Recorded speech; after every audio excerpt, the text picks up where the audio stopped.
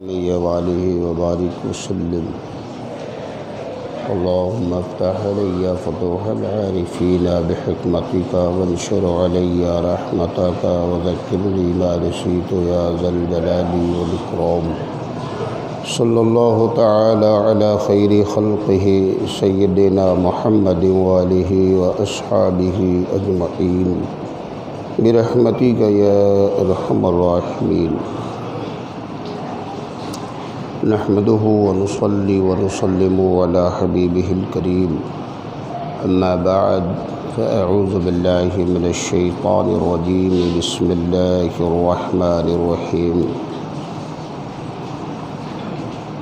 إذ أنتم بالعدوة الدنيا وهم بالعدوة القصوى والركب أسفل منكم ولو تواعدتم لاختلفتم في الميعاد ولكن ليقضي الله أمرا كان مفعولا ليهلك من هلك عن بينة ويحيى ومن حي عن بينة وإن الله لسميع عليم إذ يريكهم الله في منامك قليلا ولو أراكهم كثيرا لفشلتم ولتنازعتم في الأمر ولكن الله سلم إنه عليم بذات الصدور وإذ يريكموهم إذ التقيتم في أعينكم قليلا ويقللكم في أعينهم ليقضي الله أمرا كان مفعولا وإلى الله ترجع الأمور يا أيها الذين آمنوا إذا لقيتم فئة فاثبتوا واذكروا الله كثيرا لعلكم تفلحون وأطيعوا الله ورسوله ولا تنازعوا فتفشلوا وتذهب ريحكم واصبروا إن الله مع الصابرين آمنت بالله صدق الله مولانا العظيم وصدق رسوله النبي الكريم ونحن على ذلك لمن الشاهدين والشاكرين والحمد لله رب العالمين۔ بزم فیض القرآن میں شرکت فرمانے والے احباب ملت و برادران اہل سنت و جماعت، السلام علیکم ورحمۃ اللہ وبرکاتہ۔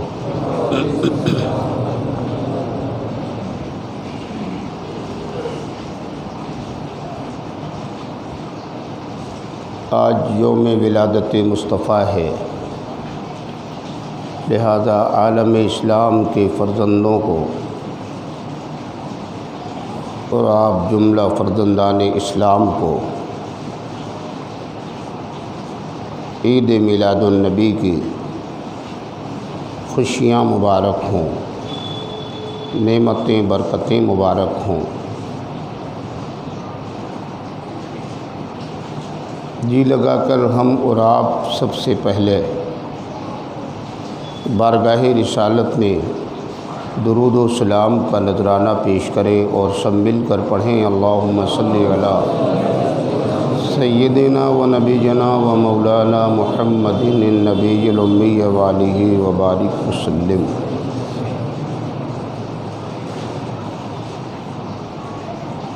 آج اس دن کی خصوصیت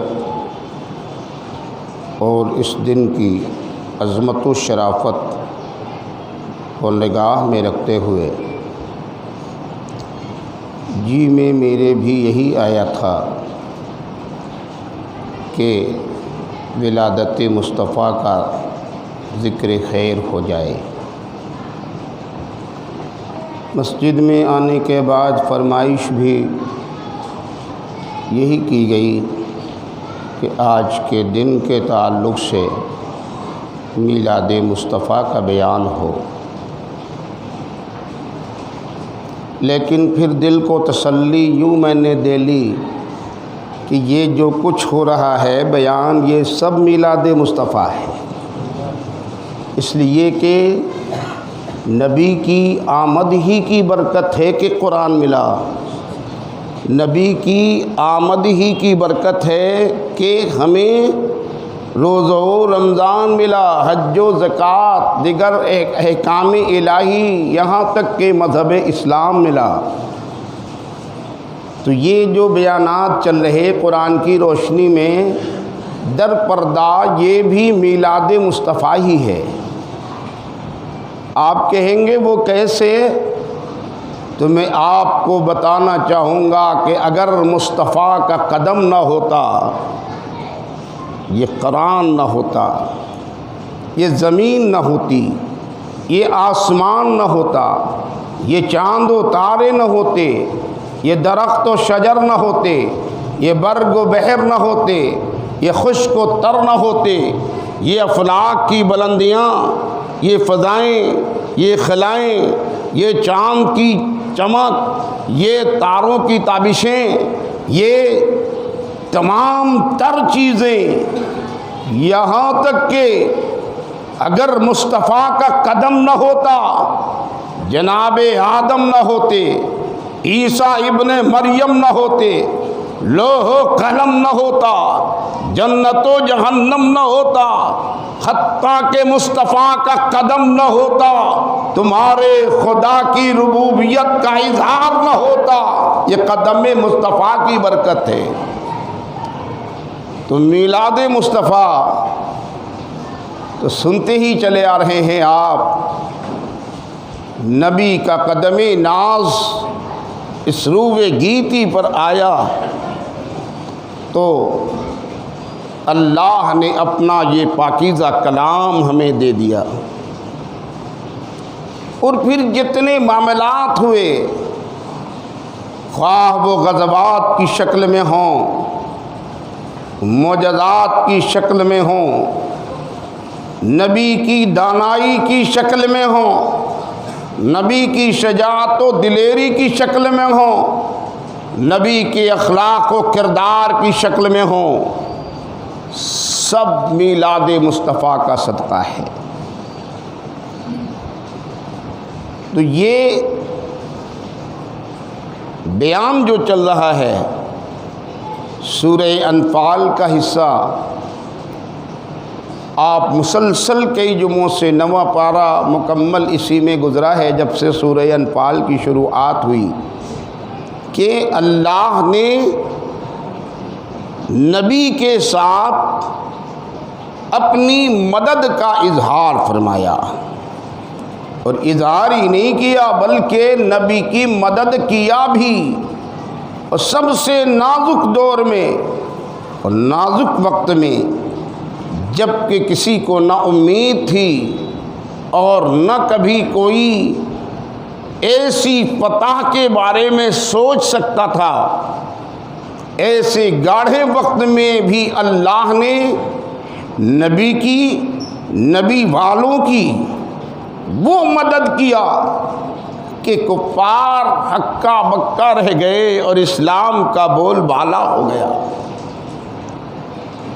تو اللہ کے پیارے نبی آج ہی کے دن روئے گیتی پہ جلوہ بار ہوئے، اور 40 سالہ زندگی مصطفیٰ نے وہ گزاری جس سے قوم کو اعتماد ہو جائے، خاندان، قبیلے، دیگر متفرق افراد، یہاں تک کہ پورا عرب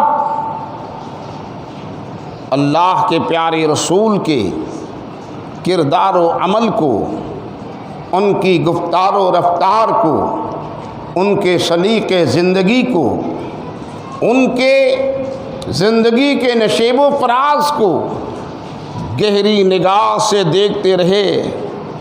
ہر کوئی محبت کا دم بھرتا رہا، ہر کوئی امین اور صادق کہتا رہا۔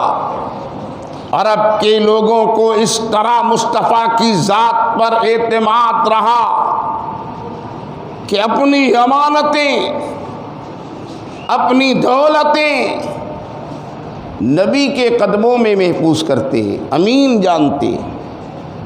لیکن جب وہی اللہ کے پیارے رسول نے اعلان نبوت فرما دیا تو اختلافات شروع ہو گئے، شکلیں بدلنے لگیں، رجحانات میں تبدیلی آنے لگی۔ کچھ اہل دل تھے جنہوں نے نبی کی صداقت پر اپنا سر تسلیم خم کر دیا، اور اکثر ناراض ہوئے، بگڑے، گمراہ ہوئے، دشمنی پہ آمادہ ہوئے، عداوت ہوئی، سب کچھ ہوا۔ اور اسی کا ایک وہ حصہ تھا جو غزوہ بدر کی شکل میں رونما ہوا۔ یہ سب میلاد ہی تو ہوا نا، نبی کا ہی تو ذکر ہو رہا۔ نبی یہ دو عالم صلی اللہ تعالی علیہ وسلم اللہ کے ایسے محبوب کہ کوئی نہیں دنیا میں مصطفیٰ کے مرتبے جیسا، کوئی نہ ہوا، نہ ہے، نہ قیامت تک کوئی ہوگا۔ اللہ نے جو نوازا مصطفیٰ کو کسی اور کو نہیں دیا، اور جو مصطفیٰ کو دیا وہ نبی کا حصہ۔ ہم اپنی قسمت پر ناز کریں کہ اللہ نے ہمیں اور آپ کو وہ محبوب اعظم دیا جس محبوب کے قدم کی برکت سے کائنات عالم کو وجود ملا۔ نبی یہ دو عالم نے 40 سال کے بعد اعلان نبوت فرمایا۔ یہ بھی خیال رہے اہل سنت و جماعت کا اہم نقطۂ نظر ہے، اور یہ ہمارا عقیدہ ہے کہ 40 سال میں نبی کو نبوت نہیں ملی، بلکہ 40 سال کے بعد مصطفیٰ نے نبوت کا اعلان فرمایا۔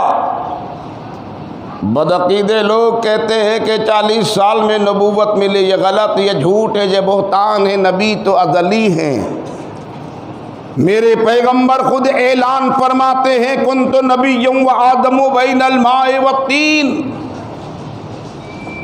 40 سال کے بعد نبی کو نبوت ملنے کا نظریہ رکھنے والوں، اور 40 سال کے بعد نبوت ملنے کا اعلان کرنے والوں، میرے پیغمبر کی پیاری حدیث پر توجہ ہو۔ نبی فرماتے ہیں کنت نبی و آدم بین الماء والطین، میں اس وقت نبی تھا جب آدم آب و گل کے درمیان تھے۔ نبی خود فرما رہے میں کتنا پرانا نبی، اس وقت نبی تھا۔ کب؟ جب آدم آب و گل کے درمیان تھے، مطلب یہ کہ جناب آدم کے مجسمے کا خمیر بنایا جا رہا تھا۔ دنیا جانتی ہے کہ یہ جتنے انسان ہیں سب حضرت آدم علیہ السلام کی نسل ہی تو ہیں نا۔ آدم سب سے پہلے، پھر ان کی نسلوں کو وجود ملا۔ ذہن جاتا ہے کہ سب سے پہلے اللہ نے جناب آدم کو بنایا، لیکن مصطفیٰ کا فرمان میں اس وقت نبی تھا جب آدم آب و گل کے درمیان، مطلب یہ ہو رہا ہے جب آدم کا مجسمہ تیار ہو رہا تھا، آدم کا ابھی وجود نہیں ہوا تھا، اس وقت میرے مصطفیٰ نبی تھے۔ پتہ چل گیا جناب آدم سے پہلے مصطفیٰ کی ذات ہے۔ اور صرف مصطفیٰ نہیں تھے بلکہ نبی نے فرمایا میں نبی تھا۔ اب نبی کی نبوت کیسی ہمیشگی والی ازلی ہے، ابدی ہے۔ بہرحال اللہ کے پیارے نبی نے 40 سال کی عمر میں اعلان نبوت فرمایا۔ نبوت نہیں ملی، نبوت روز اول مل چکی تھی، اور جب اعلان نبوت نبی نے فرما دیا، اختلافات پیدا ہو گئے، طرح طرح سے نبی کو ستایا گیا۔ سب ضمناً تو آپ سنتے ہی چلے آ رہے نا، مکہ مکرمہ سے مصطفیٰ نے ہجرت کیا، 53 سالہ زندگی مصطفیٰ نے مکے میں گزاری۔ اس 53 سالہ زندگی میں کیسے کیسے مصطفیٰ کو ستایا گیا، کیسے کیسے ظلم و استبداد کے پہاڑ توڑے گئے۔ تاریخ کے حوالے سے بہت کچھ ہے، لیکن اللہ نے نبی کو اپنا محبوب بنایا تھا نا، اور بھیجا تھا جس کام کے لیے، تو خدا کی ذمہ داری ہے کہ خود حفاظت کرے۔ اللہ نے ہر مرحلے میں مصطفیٰ کی حفاظت کیا، اور ایسے ایسے موڑ پر مصطفیٰ کی حفاظت کیا کہ دشمن کبھی سوچ نہیں سکتے۔ ہجرت کیا مصطفیٰ نے، شب کے حصے میں نکل گئے در دولت سے، دشمن کو خبر ہوئی، تعاقب کرنے لگے، اور نبی ابھی مکہ سے باہر نہیں گئے بلکہ ابھی مکہ میں ہی ہیں، اور نبی نے غار ثور میں قیام فرما لیا۔ کس لیے کہ دشمن تعاقب کر کے جب تھک جائے اور انہیں جب اطمینان ہو جائے کہ نبی تو کہیں اور کی طرف نکل گئے، تب یہاں سے کوچ کریں گے۔ اللہ نے کیسی حفاظت کی؟ تاریخ میں آتا ہے کہ شب ہجرت مصطفیٰ غار ثور میں آئے۔ ایک لمبی بات ہے، آپ نے بارہا سنا بھی ہے، جناب صدیق اکبر نے اس ہجرت کی شب میں مصطفیٰ کی رفاقت اور مصطفیٰ کی خدمت کے لیے چلتے رہے۔ غار ثور میں آ گئے۔ غار ثور کا واقعہ بھی لمبا ہے۔ حضرت جناب صدیق اکبر پہلے غار میں گئے، غار کے تمام گرد و غبار کو صاف کیا، وہ گرد و غبار صاف ستھرا کیا، اور غار میں دیکھا بہت سارے سوراخ نظر آ رہے ہیں۔ ان سوراخوں پہ جناب صدیق اکبر کی نگاہ پڑی تو جناب صدیق اکبر نے اپنے طور پر محسوس کیا ان سوراخوں سے کوئی خطرہ ہو سکتا ہے، ایسا نہ ہو کہ کوئی موذی جانور نکل آئے اور میرے نبی کی ذات کو تکلیف پہنچ جائے۔ اس خیال سے جناب صدیق اکبر نے ان سارے سوراخوں کو بند کیا۔ کوئی سامان نہیں تھا بند کرنے کا، کوئی اثاثہ، کوئی ذریعہ نہیں تھا، تو آپ نے اپنے پیراہن مبارک کو اتارا، اپنی قمیص کو اتارا اور اس کے ٹکڑے ٹکڑے کیے، اور ان ٹکڑوں سے سوراخوں کو بند کر دیا۔ تاریخ میں آتا ہے صدیق اکبر نے غار ثور میں سوراخوں کو بند کیا اپنی قمیص مبارک کے ٹکڑوں سے۔ کپڑا ختم ہو گیا، ایک سوراخ باقی رہ گیا، ایک سوراخ۔ 73 سوراخ تھے اس غار ثور میں۔ 73 سوراخوں میں 72 سوراخوں کو جناب صدیق اکبر نے اپنی قمیص مبارک کے ٹکڑوں سے بند کر دیا، ایک سوراخ باقی رہ گیا۔ فلسفہ دیکھیے، حکمت دیکھیے، ایک سوراخ باقی رہ گیا، کپڑا نہیں ہے اور کوئی سامان نہیں ملا۔ آپ نے اپنے طور پر یہ پروگرام بنایا، چلو سارے سوراخ تو بند ہی ہیں، ان کی طرف سے مطمئن ہوں، یہ ایک سوراخ رہ گیا، بند کرنے کا کوئی راستہ اور ذریعہ نہیں بچا، لہٰذا میں اس سوراخ پہ اپنی ایڑی لگا لوں گا۔ ایڑی لگا کر اس سوراخ کو اپنی ایڑی سے بند کیے رہے، کس خیال سے کہ کہیں اس میں سے بھی کوئی موذی جانور نہ آ جائے۔ مدد دیکھیے خدا نے مصطفیٰ کی کیسی کیا ہے۔ غار ثور میں صفائی ستھرائی کے بعد نبی سے عرض کیا یا رسول اللہ تشریف لے آئے۔ اللہ کے پیارے نبی تشریف لے گئے، جناب صدیق اکبر کے زانوے اقدس پر مصطفیٰ سر مبارک رکھ کر آرام فرما رہے ہیں غار ثور میں، اور ادھر دشمن کو خبر ہو گئی، نبی تو نکل گئے، تعاقب کیا، یہاں تک کہ وہ سارے کفار تلاش کرتے ہوئے ڈھونڈتے ہوئے غار ثور کے قریب آ گئے۔ اللہ کی مدد دیکھیے، غار ثور کے قریب آ گئے، یہاں تک کہ اس غار ثور کے دہانے پر آ گئے، اتنا قریب آ گئے کہ نیچے غار ثور سے جناب صدیق اکبر نے نگاہ اٹھائی تو اوپر کفار و مشرکین نظر آ رہے ہیں۔ اب آپ سوچ سکتے ہیں دشمن جب اتنا قریب ہے، اس غار کے دہانے پر پہنچ گیا، نیچے سے صدیق دیکھ رہے، لیکن اللہ نے حفاظت اس طرح فرمائی کہ وہاں پہنچنے کے بعد بھی کفار کو یہ خیال نہ آیا کہ ذرا اس میں جھانک کر دیکھ لیں، اور انتظام غیبی یوں ہوا کہ اس غار کے دہانے پر مکڑیوں نے جالے تن لیے، اس میں کبوتری نے انڈے دے دیے۔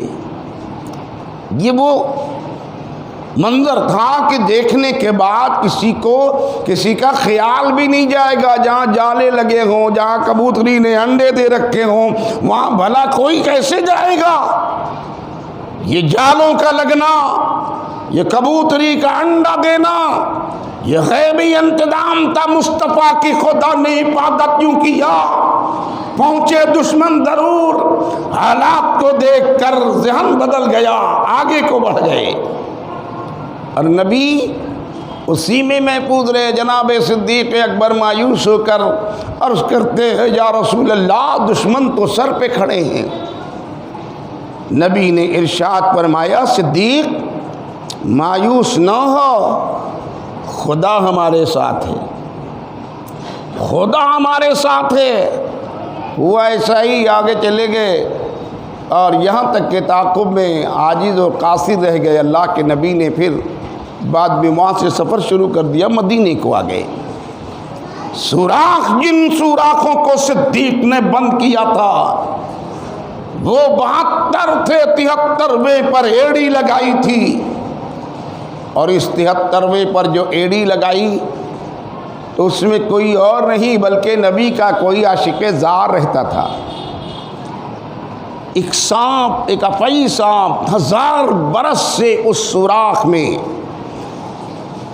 بیٹھا انتظار میں رہا کہ ایک دن نبی کی آمد ہوگی اور اس غار میں نبی تشریف لائیں گے تو ہم ان کا دیدار کریں گے۔ توجہ ہے آپ کی؟ پیار کیجئے مصطفیٰ سے، پیار کا سلیقہ سیکھیے اس سانپ سے، جانور ہو کر نبی کے دیدار کا اتنا دیوانہ، کیسے ہم صاحب ایمان ہیں کہ نبی سے تعلق ہی رکھنا نہیں چاہتے۔ وہ ایڑی لگا کے جو بیٹھ گئے، ضبط کا یارہ نہ رہا، صبر کا دامن ہاتھوں سے چھوٹ گیا، وہ پریشان ہو گیا۔ وقت شہید آیا تو اس طرح سے محرومی، ایڑی لگ گئی، جس لیے میں انتظار میں بیٹھا تھا وہ کام نہیں ہوا۔ تنگ آ کر جب پیمانے صبر چھلک گیا تو اس سانپ نے جناب صدیق کی ایڑی میں ڈس لیا، اور جب ڈسا تکلیف ہوئی، جناب صدیق نے اپنی ایڑی ہٹا دی۔ شدت تکلیف سے بے چین ہو گئے، لیکن محبت رسول ملاحظہ ہو اور محبت کا مزاج سیکھا جائے جناب صدیق اکبر سے۔ شدت کی تکلیف، سانپ نے کاٹا ہے، آپ خود اندازہ لگا سکتے ہیں کتنی تکلیف رہی ہوگی، زہر پھیلتا جا رہا ہے۔ وہ بھی کوئی ہلکے پھلکے سانپ نے نہیں کاٹا، 1000 برس کا جو پرانا سانپ ہے، ایسے ہی 1000 برس سے وہاں پڑا رہا۔ کتنی عمر کا ہے، اس نے ڈسا ہے، لیکن اس کے بعد بھی جناب صدیق اکبر اپنے پاؤں میں حرکت نہیں آنے دیتے، ذرا بھی بدن میں حرکت نہیں، پاؤں میں حرکت نہیں، تکلیف کی شدت ہے حرکت نہیں، زہر پھیلتا جا رہا بے قراری کا اظہار نہیں۔ اے جناب صدیق، کیا وجہ ہے کہ آپ کے پاؤں میں حرکت نہیں؟ کیا وجہ ہے کہ بے قراری کا اظہار نہیں؟ کیا وجہ ہے کہ آپ اپنے جسم میں کوئی حرکت پیدا نہیں کرتے؟ جناب صدیق کی محبت آگے بڑھ کر کہے گی یہ سب کچھ اس لیے ہو رہا تھا کہ میری نگاہیں دیکھ رہی تھیں کہ نبی محو خواب ہے مصطفیٰ کی آرام میں تکلیف نہ ہونے پائے۔ حرکت ہوگی تو نبی کو خلل پڑ جائے گا، نبی کی راحت کے لیے سب کچھ انگیزتے رہے۔ اور پھر جب شدت کی تکلیف ہوتی گئی، ضبط کا یارہ نہ رہا، آنکھوں سے آنسو چھلک پڑے۔ صدیق کی آنکھوں سے آنسوؤں کا چھلکنا ہے، یہ کتنے خوش قسمت تھے صدیق اکبر کی آنکھوں سے نکلنے والے آنسوؤں کے قطرات کہ وہ نکلے تو کہیں اور نہیں، رخسار مصطفیٰ کا بوسہ لے لیا، نبی کے چہرے پہ پڑ گئے۔ اللہ کے نبی کی آنکھیں کھلیں، دیکھا صدیق رو رہے ہیں، پوچھا صدیق کیا بات ہے؟ عرض کیا یا رسول اللہ کسی زہریلے جانور نے یہ ڈس لیا ہے، شدت کی تکلیف ہے، بے قرار ہوں۔ نبی کا کمال دیکھیے، اعجاز مصطفیٰ دیکھیے۔ جناب صدیق اکبر نے جو ہی اپنی تکلیف کا اظہار کیا، میرے پیغمبر کے لبوں پہ تبسم آ گیا۔ نبی نے ارشاد فرمایا اے صدیق ذرا اپنی ایڑی کو ادھر لاؤ۔ مصطفیٰ کے روبرو کیا، مصطفیٰ نے لعاب دہن نکالا اور صدیق کی ایڑی پہ لگا دیا۔ یوں ہی ایڑی پہ لعاب دہن لگا، شفا مل گئی، تکلیف کافور ہو گئی۔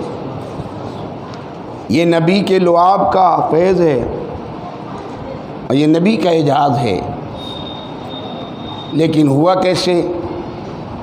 ادھر تو شفا مل گئی، تکلیف دور ہو گئی، ادھر سے سوراخ میں سے وہ سانپ باہر آ گیا اور اس نے آتے ہی بارگاہ رسالت میں حاضر ہو کر اپنی غلطی کی تلافی چاہی۔ اس سانپ نے کہا یا رسول اللہ میں 1000 برس سے آپ کے دیدار کے انتظار میں یہاں پڑا رہا، تمنا یہی تھی کہ رخ مصطفیٰ دیکھوں، وقت آ گیا تو مصطفیٰ صدیق نے گویا مجھ پر یہ ظلم کر دیا، جب کوئی صورت و سبیل نہ پائی تو میں نے یہ کام کر دیا، بے ادبی معاف ہو جائے، نیت خیر تھی، میں جانتا بھی تھا صدیق کو اگر تکلیف پہنچاؤں گا میں تو آرام پہنچانے والا بھی کوئی ضرور ہے، یقین تھا مجھے زہر میں دوں گا، شفا مصطفیٰ دیں گے، اس لیے میں نے ایسا کیا۔ ذرا توجہ کیجئے یہ کیوں کیا تھا؟ گستاخی کی تھی نا، لیکن عشق مصطفیٰ کی بنیاد پر، محبت رسول کی بنیاد پر، دیدار مصطفیٰ کی غرض سے یہ 73واں۔ اور اب نبی کا ذرا وہ فرمان اپنی نگاہ میں رکھی۔ اللہ کے پیارے نبی نے ارشاد فرمایا میری امت کے 73 فرقے ہوں گے، ایک ہی ناجی ہوگا، 72 ناری ہوں گے، 72 ناری ہوں گے، جہنمی ہوں گے، ایک فرقہ ناجی ہوگا۔ وہ کون فرقہ ہے جو ناجی ہوگا، جنتی ہوگا؟ نبی نے فرمایا جو میرے اور میرے صحابہ کے طریقے پر ہوگا۔ آپ خوش ہو جائیے، اپنی قسمت پر ناز کیجئے کہ اللہ نے ہمیں نبی کے طریقے پہ رکھا ہے، نبی کے صحابہ کے طریقے پہ رکھا ہے۔ یہی اہل سنت و جماعت کے لوگ ہیں جو مصطفیٰ اور مصطفیٰ والوں کے طریقے پر ہیں، یہ جنتی ہوں گے۔ بقیہ 72 نبی نے فرما دیا یہ جہنمی ہیں۔ جناب صدیق اکبر غار ثور میں مصطفیٰ کے فرمان عالی شان کی گویا تفسیر بیان کر رہے ہیں، وہاں بھی 73 سوراخ، 72 کو صدیق نے ہمیشہ کے لیے بند کر دیا نا۔ کوئی سوراخ کھلا کیا؟ سب کو بند کر دیا۔ کیوں بند کیا تھا؟ کوئی یہاں سے دربار تک نہ آ سکے، کوئی یہاں سے مصطفیٰ تک نہ آ سکے۔ 72 بند، سب کا راستہ بند۔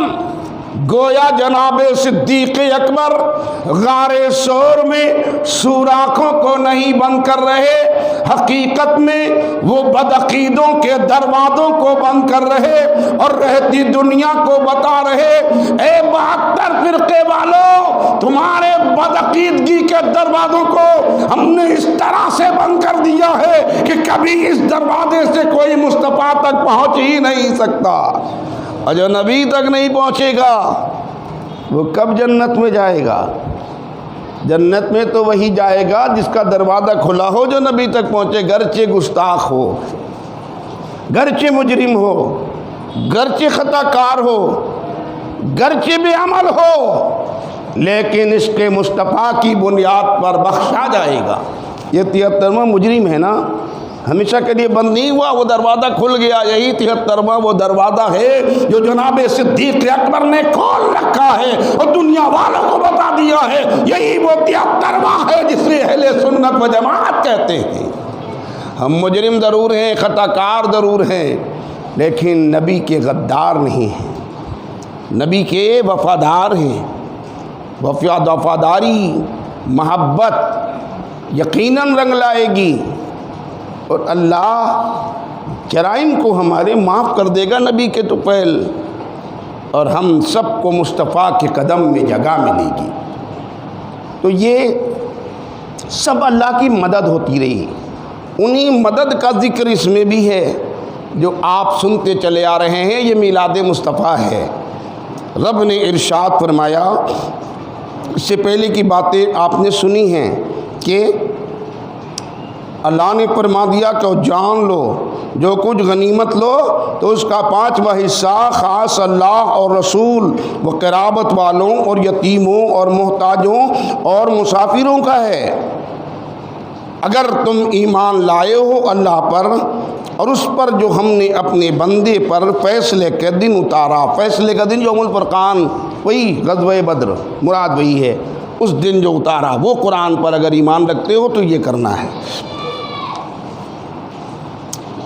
اور فیصلے کے دن اتارا یوم التقى الجمعان، جس دن دونوں فوجیں ملی تھیں۔ واللہ علی کل شیء قدیر، اور اللہ سب کچھ کر سکتا ہے۔ انہی حالات کا ذکر آگے ہے۔ اذ انتم بالعدوۃ الدنیا، جب تم نالے کے کنارے تھے۔ یہ عدوۃ الدنیا میدان بدر میں 3-4 وہ حدیں تھیں جن کا نام قرآن میں آیا۔ ایک کو عدوۃ الدنیا کہتے ہیں، ایک کو عدوۃ القصویٰ کہتے ہیں، اور دیگر۔ تو عدوۃ الدنیا یعنی مدینے کی طرف سے جو میدان بدر کی حد تھی اس کا نام عدوۃ الدنیا۔ قرآن نے حالات کا نظارہ کرایا کہ تم جب کنارے پر تھے یعنی اسی میدان میں تھے، ہم نے مدد کیا نا، اور قرآن جو اس دن جو قرآن اتارا یعنی میدان بدر میں حوالہ دیا، یعنی مراد اس سے قرآن ہی ہے کہ اذ انتم بالعدوۃ الدنیا، جب تم نالے کے کنارے تھے۔ اور کافر کا ذکر یہ کر دیا وہم بالعدوۃ القصویٰ، اور کافر پرلے کنارے دوسری طرف میں کافر تھے، اس کو عدوۃ القصویٰ کہتے ہیں، جدھر کفار لڑنے کے لیے آئے اور انہوں نے اپنا قیام کیا، اسی کا ذکر کیا۔ والرکب اسفل منکم، اور قافلہ تم سے ترائی میں۔ آپ نے پہلے سنا ہے قافلے والے ترائی میں تھے اور یہ لوگ اوپر میں آ گئے تھے۔ وہ بارش جو ہوئی کیچڑ میں وہ پڑے اور سکون مسلمانوں کو ملا، یہ سارے انتظامات ہوئے تھے نا، تو اللہ نے اسی کا ذکر کیا ہے۔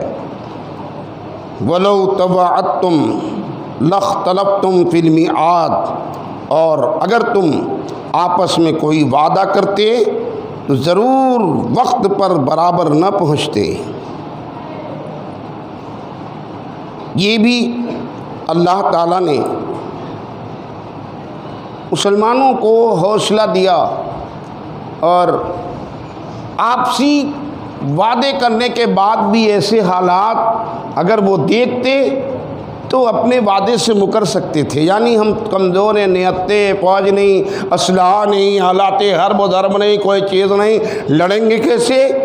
لیکن اللہ نے ہمت بڑھائی اس طرح سے کہ مسلمانوں کی نگاہ میں کفار گرچہ ہزار کی تعداد میں تھے کم و بیش، اس کے باوجود اللہ نے وہ اپنی قدرت کا اظہار فرمایا کہ مسلمانوں کے نگاہ میں تھوڑے دکھتے تھے. سمجھ رہے؟ تھوڑے سے دکھتے تھے. حوصلہ بڑھ جائے گا کہ نہیں؟ اگر دشمن کو کثیر تعداد میں کوئی دیکھے گا تو حوصلہ پست ہو جائے گا. ہیں تو کثیر لیکن اللہ کی قدرت، مسلمان جب نگاہ اٹھا کے دیکھتے تو ان کے نگاہ میں تھوڑے ہی دکھتے. اور ان کو بھی اللہ نے، مسلمان 313 کم و بیش یا 310 رہے، لیکن اللہ نے یہ قدرت، اللہ کی قدرت کی یوں کار فرمائی دیکھیے کہ ادھر مسلمان دیکھیں تو کفار تھوڑے لگے اور ادھر کفار نگاہ اٹھائیں تو مسلمان تھوڑے لگے اور چند لگے. یہ کس لیے؟ تاکہ ان کے حوصلے اور بڑھ جائیں. ادھر تھوڑا دکھایا جا رہا کہ مسلمان کا حوصلہ بڑھ جائے اور ادھر مسلمانوں کو تھوڑا دکھایا جا رہا تاکہ وہ اور اپنی ہٹ درمیوں پر کمر بستہ ہو جائیں. یہی تو وجہ تھی کہ ابو جہل نے دیکھا تو تھوڑے چند لوگ دکھ رہے تھے، اور جب دیکھا چند لوگ دکھ رہے تھے اس نے اس درجہ یہ سمجھا ان مسلمانوں کو کہ اس نے کہا کہ ارے ان سے کیا لڑنا ہے یار، ان سب کو تو ایک رسی میں جکڑ لو، یہ لڑنے قابل کہاں ہیں، ایک رسی میں سب کو جکڑ لو. تھوڑا دکھ رہے تھے، لیکن پتہ چلا اس وقت جب قتل کا بازار گرم ہوا، یہ تھوڑے نہیں، ہزاروں کی تعداد میں دشمن دیکھ رہے تھے اور مسلمانوں کو دیکھتے جا رہے تھے، ان کے حوصلے پست ہوتے جا رہے تھے. یہ سب اللہ نے مدد کی، مدد کے طریقے بتائے قرآن میں، اپنی اس مدد کا ذکر فرمایا. رب نے ارشاد فرمایا کہ وَلَوْ تَوَعَدْتُمْ لَاخْتَلَفْتُمْ فِي الْمِيعَادِ، اور اگر تم آپس میں کوئی وعدہ کرتے تو ضرور وقت پر برابر نہ پہنچتے. وَلَكِنْ لِيَقْضِيَ اللَّهُ أَمْرًا كَانَ مَفْعُولًا، لیکن یہ اس لیے کہ اللہ پورا کرے جو کام ہونا ہے، اس لیے اللہ نے اس طرح دکھایا. تھوڑے لِيَهْلِكَ مَنْ هَلَكَ عَنْ بَيِّنَةٍ وَيَحْيَىٰ مَنْ حَيَّ عَنْ بَيِّنَةٍ، جو ہلاک ہو دلیل سے ہلاک ہو. یوں ہی ہلاک کر دیا جائے کسی کو تو یہ بھی تو معقول بات نہیں ہے نا. ہلاکت بھی ہو تو دلیلوں کے ساتھ کہ تم مستحق تھے اس لیے ہلاک ہوئے، دلیل کے ساتھ ہو جو کام ہو. کوئی یہ نہ کہے ہم اندھیرے میرے مجھے خبر نہیں ہوئی. اللہ نے فرمایا کہ جو ہلاک ہو دلیل سے ہلاک ہو، اور جو جیے تو دلیل سے جیے. جینے والے بھی دلیل رکھیں اور مرنے والے بھی دلیل رکھیں. وَإِنَّ اللَّهَ لَسَمِيعٌ عَلِيمٌ، اور بے شک اللہ ضرور سنتا جانتا ہے. آگے کی باتیں پھر آپ سنیں گے. یہ میلاد مصطفیٰ کا مبارک و مسعود دن ہے. نبی اس روح گیتی پہ تشریف لائے ایسے پرنور اور سہانے وقت میں کہ صبح صادق کی سہانی گھڑی ہے. ایک طرف رات اپنی تاریک سیاہ زلفوں کو سمیٹ رہی ہے اور دوسری طرف دن کا اجالا اپنے دامن کو وسیع کر رہا ہے. یہ رات و دن کا سنگم ہے. ادھر رات جا رہی ہے، ادھر دن آگے آ رہا ہے، اور دونوں کے بیچ میں میرے مصطفیٰ جلوہ بار ہو رہے ہیں. کیسا اہتمام ہوا ہے میلاد مصطفیٰ کی شب میں. اللہ تعالیٰ نے فرشتوں کی جماعت کو بھیجا، 70,000 ملائکہ حضرت عبداللہ کے در دولت کا محاصرہ کیے. جھنڈا نصب کیا، 3 جھنڈے لائے جناب جبریل، خانہ کعبہ پہ نصب ہوا، ایک بیت المقدس پہ نصب ہوا، ایک حضرت عبداللہ کے در دولت پہ نصب ہوا۔ یہ جھنڈے وہیں سے ہیں، لوگوں کا دل دکھتا ہے، جھنڈا کیسا، جھنڈی کیسی، بات تو آپ سنتے ہی ہیں بہت سی، وقت اجازت نہیں دے رہا۔ ایسے مبارک مسعود موقع میں جہاں فرشتوں کا ہجوم میں بارات اتر پڑی ہے، چاروں طرف سے مرحبا کی آوازیں آ رہی ہیں، اللہ تعالیٰ نے حضرت حوا کو، حضرت ہاجرہ کو، حضرت آسیہ کو بھیجا ہے، جاؤ میرا حبیب آنے والا ہے، آمنہ اکیلی ہیں، ذرا ان کی خدمت میں لگ جاؤ۔ اللہ نے یہ اہتمام فرمایا، یہ جب خواتین جنت سے آئیں اور اللہ نے تربیت فرمائی، اے خواتین تم آدم کی بیوی ہو، تم ابراہیم کی بیوی ہو، تم عیسیٰ کی ماں مریم ہو، فرعون کی والدہ ہو،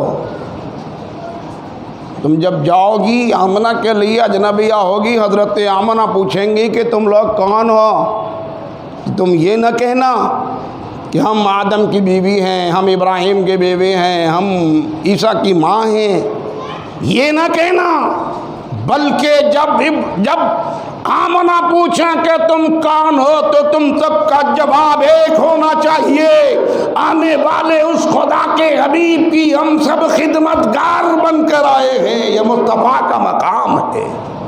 ان خواتین کو خدمتگار بنایا گیا ہے، ایسے ارپا و اعلیٰ ہے مصطفیٰ ہمارے۔ اہتمام ہو گیا، جبریل امین آ گئے، حضرت آمنہ خاتون فرماتی میں تنہائی سے گھبرا رہی تھی، الجھن کا شکار تھی، کوئی مددگار نہیں تھا، کچھ نہیں تھا، میں سوچ رہی تھی کیا ہونے والا ہے، کیا معاملہ ہے، کچھ سمجھ نہیں پاتی کہ یہ اہتمامات ہوئے۔ جبریل امین آ گئے اور اپنے ہاتھوں میں ایک پیالہ لے کر آئے، اور اس پیالے میں شربت تھا۔ شربت کیسا؟ آمنہ خاتون فرماتی ہیں دودھ سے زیادہ سفید، شہد سے زیادہ میٹھا، برف سے زیادہ ٹھنڈا۔ یہ پیالہ لے کر آئے جناب جبریل، اور آنے کے بعد جبریل امین نے وہ کاسا آمنہ خاتون کی طرف بڑھایا، عرض کیا اشرب یا آمنہ، اے آمنہ خاتون آپ اسے پی لیجئے۔ وہ شراب طہور پیا جناب آمنہ نے، ادھر پیا شراب طہور، الجھن ہو گئی دور، پریشانی ساری ہوئی کافور، اور جناب آمنہ ہو گئی بس مسرور۔ جبریل امین نے عرض کیا، اطمینان ہو گیا حضرت آمنہ کو، جبریل امین نے عرض کیا اظہر یا سید المرسلین، اظہر یا خاتم النبیین، اظہر یا امام النبیین۔ جبریل امین کہتے اے مرسلین کے سردار تشریف لے آئیے، اے نبیوں کے خاتم تشریف لے آئیے، اے عالمین کے سردار تشریف لے آئیے۔ ادھر جبریل کہتے جاتے، ادھر مصطفیٰ روح گیتی پہ جلوہ بار ہوتے جاتے۔ جبریل امین نے عرض کیا مصطفیٰ کی ولادت ہو گئی، اللہ کے پیارے نبی روح زمین پہ تشریف لائے۔ مولانا جمیل قادری نے کہا ہے رب حبلی امتی کہتے ہوئے پیدا ہوئے، رب حبلی امتی کہتے ہوئے پیدا ہوئے، حق نے فرمایا کہ بخشا الصلاۃ والسلام اے شہنشاہ مدینہ، الصلاۃ والسلام زینت عرش معلیٰ، الصلاۃ والسلام۔ یہ ولادت مصطفیٰ کا مبارک و مسعود دن ہے۔ مسجد کے انتظامیہ حضرات نے تبرک کا اہتمام کیا ہے، نماز کے بعد صلاۃ والسلام پڑھا جائے گا، نیاز ہوگا، تبرک تقسیم ہوگا، آپ شرکت کریں۔ السلام علیکم۔